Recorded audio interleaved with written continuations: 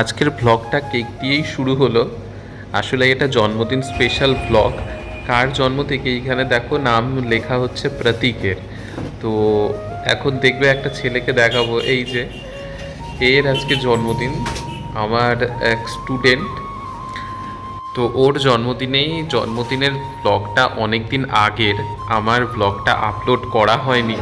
মানে আমাদের যখন 5 দিনের সামার ভ্যাকেশন দিয়েছিল 11 তারিখ থেকে 17 তারিখ অবধি, সেই সময়েই ওর জন্মদিন ছিল। মানে 10th of June ওর জন্মদিন ছিল, সেটাও সেলিব্রেট করে 12th of June। তো আমি আমার বাড়ি যাওয়ার পর তো টিচারদের মধ্যে থেকে আমাকেই শুধুমাত্র ইনভাইট করেছিল এই বার্থডে পার্টিতে।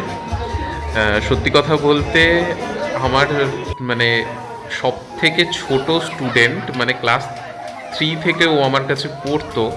যতদিন আমি পড়িয়েছি, তারপর তো কালিয়াগঞ্জ থেকে এই চাকরি হয়ে যাওয়ার পরে এইখানে কিষানগঞ্জে চলে এলাম। তো যতদিন আমি ছিলাম কালিয়াগঞ্জে, ওর ক্লাস 3 থেকে 8 অবধিও আমার কাছে পড়েছে।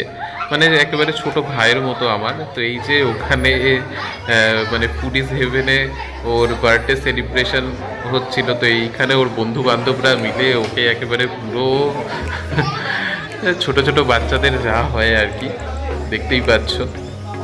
তো মানে 10 তারিখে ওর জন্মদিন ছিল, সেটা 12 তারিখে সেলিব্রেট হয়, আর আমি অ্যাটেন্ড করতে পারি।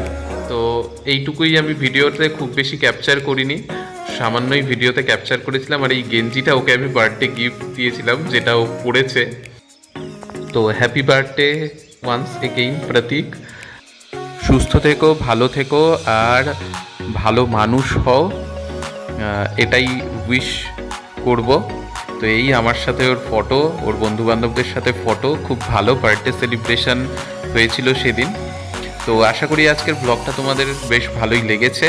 নেক্সট ব্লগে আবার দেখা হবে। এই যে এই পুচকো পুচকিগুলো আমার স্টুডেন্ট। তো চলো, বাই।